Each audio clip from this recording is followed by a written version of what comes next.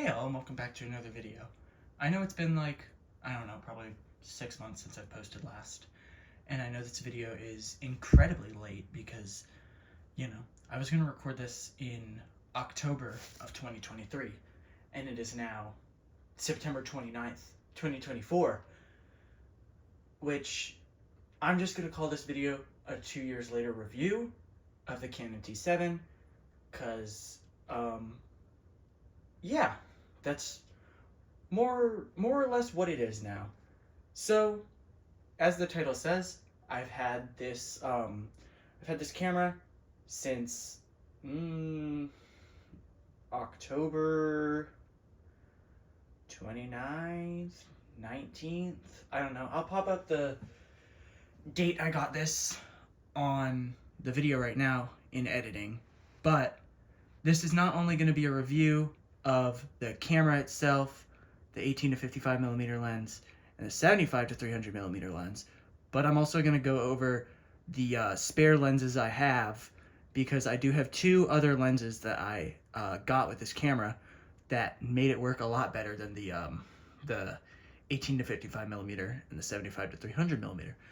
There's also going to be a video test. I'm probably going to record in 720p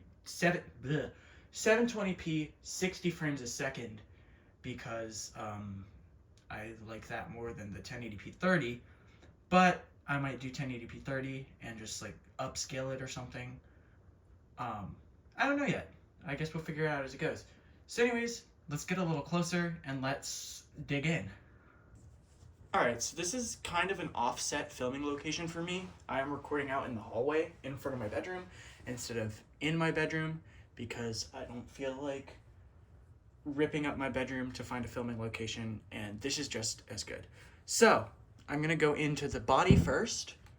So here it is. If it would focus, that'd be nice. Let's bring it close. Nope. Okay. It's not wanting to focus today. That's fine. So this is the body. It's fairly light. Here, I'm going to go grab a scale and we can figure out how actually light it is. Alright, so I just spent like 5-10 minutes looking for this, and it was sitting in front of my face the entire time. So, if I could get it to work. Alright, there we go. So here's the camera body. Let's put it on top of the kitchen scale. It's 501 milliliters. Alright.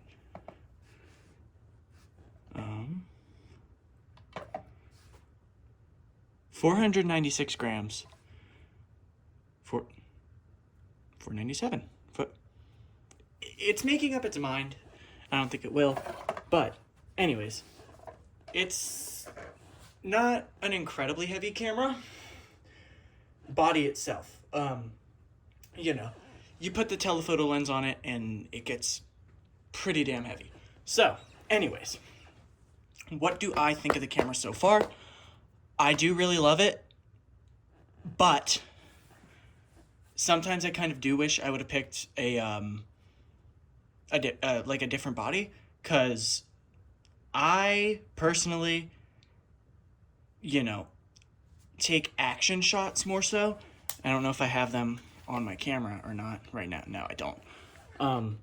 Kind of disproving my entire point, but I'll pop one or two up on screen.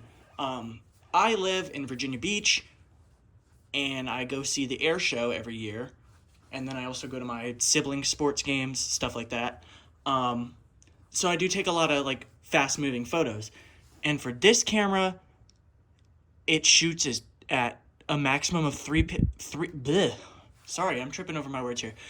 frames a second, which, if you're doing like nature shots, it's okay. It's not terribly slow, but it's also not terribly fast. If you're taking sports photos or, photos of things really fast in motion, this is not the camera for you. And I would suggest looking for the Canon 7D Mark II, which is probably what I'm going to upgrade this to next. Or a 6D original, something like that. Anything with 5 or above frames a second is where you're going to want to look for in that. So, Oh. Okay. I didn't know that's what we were doing. Here's the manual interface. You can use this to adjust your shutter speed, and you have to hold down on this to adjust your aperture. Obviously, I can't adjust my aperture right now because I don't have a lens on the camera. Speaking of that, let's put a lens on the camera. So we're going to turn the camera off. We're going to take this cap off. We're going to leave that like that so that there's not a whole bunch of dust that gets into it. You take off this thing from the lens, and then you find, if it's an EOS lens, you'll find the white square thingy and meet it up with the white square thingy on the camera body. Twist it till it clicks. I don't know why, but it didn't make. There. That's the click it's supposed to make. And turn the camera back on. And now we are shooting at an aperture of 4, I believe. So that's kind of just straight in the middle. If you can see this right here, 3.5 aperture to 5.6 aperture. And this is just the like regular kit lens you'll get with pretty much any Canon camera kit you buy. This has live view, which is pretty useful. I think this is in manual focus mode. Yeah, I don't know why it is.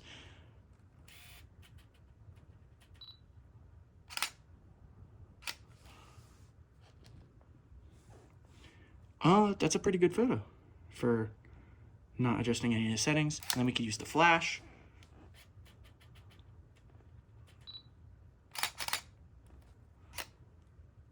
That's pretty good. And then this is what the flash does when you are not using live view mode.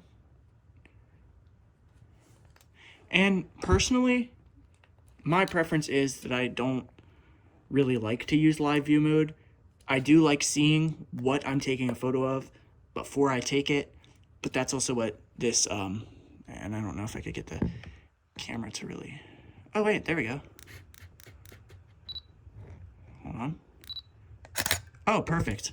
Now you get like a decent demonstration of the viewfinder. I hope that's helpful for other people, because I know when I was looking into buying this camera, I did want to see what that looked like. And then I can like show you again. It's kind of difficult, but yeah. So I'm gonna do like a real world application of this, I guess. I'm gonna go out and take some photos of my car or something like that. And I guess, actually, hold on. Let me go grab my camera bag so I can show you my rig. All right, we did a little bit of an angle switch, just so I could show you this. So here's the T7 again. Here's our mirror cap and the lens bottom cover, 75 to 300. And so this is my bag. This is a Canon camera bag. I'll pop up the photo on the screen, hopefully, if I remember. And this is the smaller version of it because I didn't have much money. I might upgrade to it. I don't know. I might wait till I get another camera body. So I'll keep the T7. I like the T7. It's definitely something I'm going to keep forever as just a memory of, like, you know, my first camera. But, ooh, that was my neck. So I have a Kiora Photo SD card thingy. I have a 3-pack of the PNY, SD cards. I don't know why I blanked on that. This is the first SD card I ever used on this camera, and then I got this 32 gig Walmart one from one of my friends that I haven't used yet, but I'm sure it works great. If you're watching this, thank you very much. Here's the battery charger that comes with the camera. Flips out, goes in the wall, charges it, has a light, stuff like that. Here's a remote shutter. I haven't really used this yet, but, well, I mean, I've used it, just not too much, and I will give a demonstration of what this does. I got this on Amazon for like $10, not even. And we're gonna switch this to automatic mode, just for fun. So,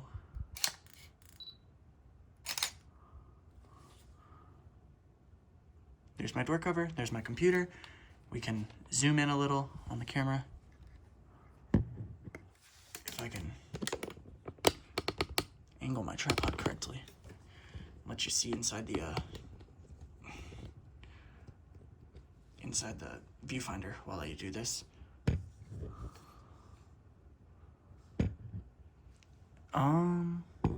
Here, if I switch it to my ultra wide view camera. Oh, wow. If I zoom in, that would be like, okay, let's do this way. It's probably gonna work better than, nope.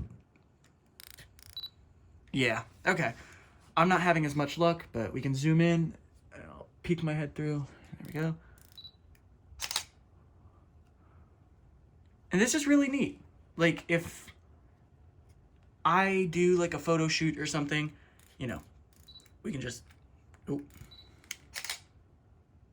It does have a, you can hold it. Yeah. That would be for like,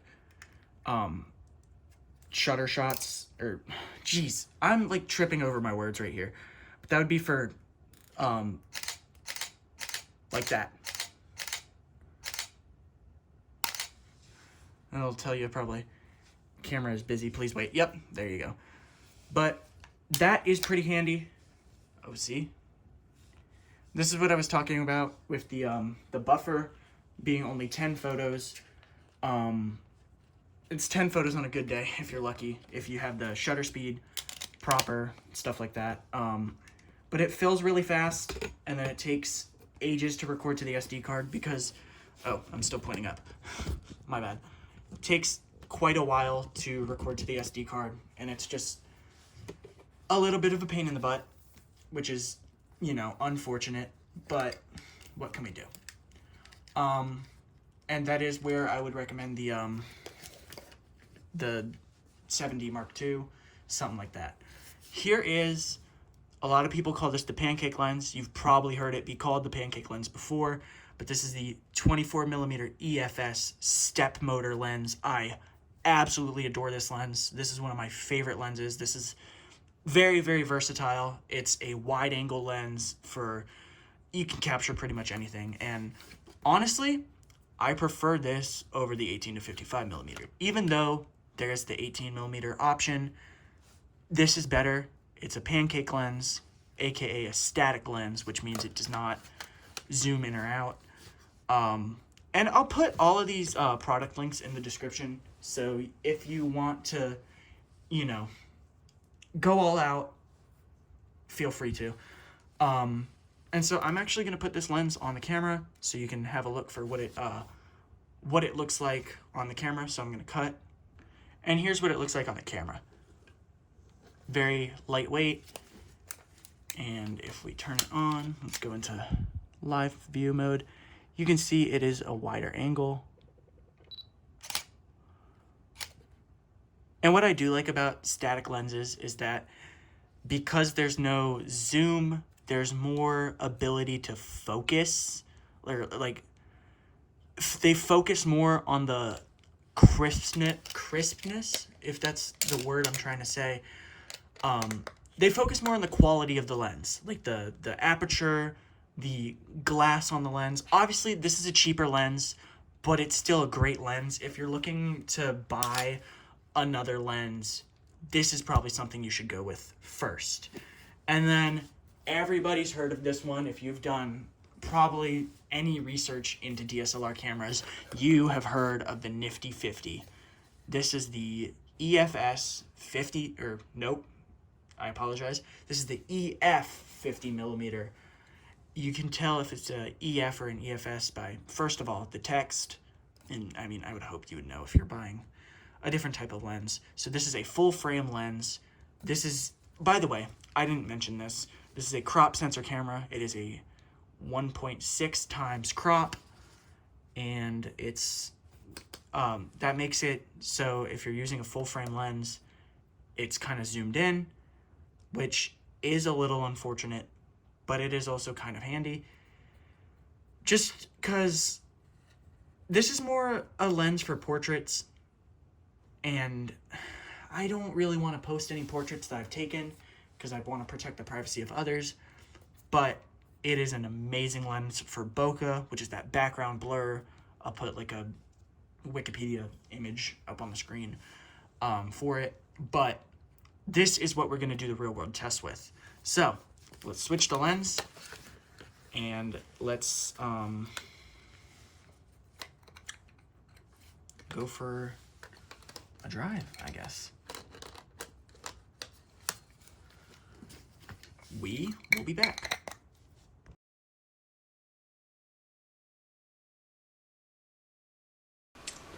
So I did actually absolutely forget to do the video test from this camera.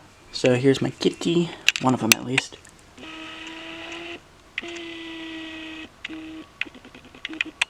I'm using the 24mm lens.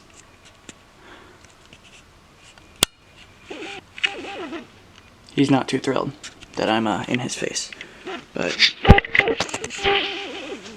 I'm on manual focus mode now. I'm trying to find my other cat. Back to autofocus. Oh.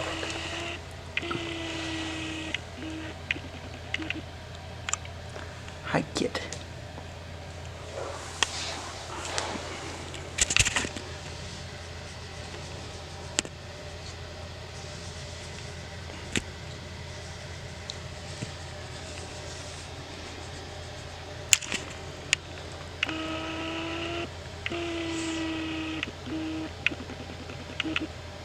The main thing that really sucks about this camera is that there's no dual pixel autofocus, so you can't really, it like doesn't focus during the video, which sucks. I'm gonna take this outside to see how it does in light, and then I'll take it into my car to see how it does with that, I guess. He doesn't seem too thrilled with me today. He never does. Okay, now I'm in direct sunlight, and it's very bright out here. It's almost like if you were buying this camera to... Oh wow, can't see anything. It's almost like... Oh Jesus. You can't really see all too much. Like if you were to record with this for like an actual video camera, you'd want to get like a focus puller or something, maybe, if that makes any sense. I'm trying to like adjust the shutter speed. Let's try and focus on a specific object. Here's my car key. So Volkswagen. So let's go out to it real quick. I'm gonna obviously cut the video. So here's my car key again. Let's unlock it. Let it focus again. Here's so we're stepping in. And again, I don't know if I said this or not, but we're using the 24mm lens. And yeah, here's the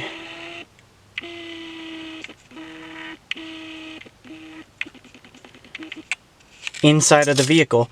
Now, I do much prefer using the step motor lenses to record the video, because if I were to use the 18 to 55mm, there would be so much noise. It would be unbearable. But let's welcome to Volkswagen.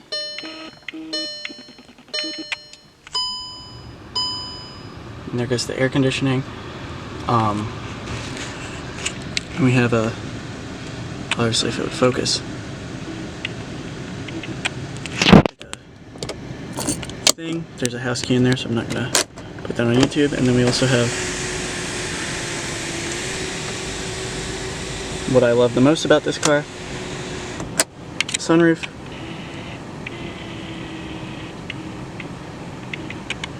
There's some leaves, and then close it.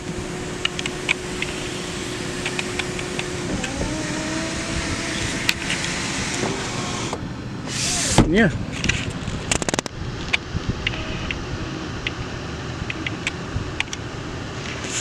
There's the back seat, and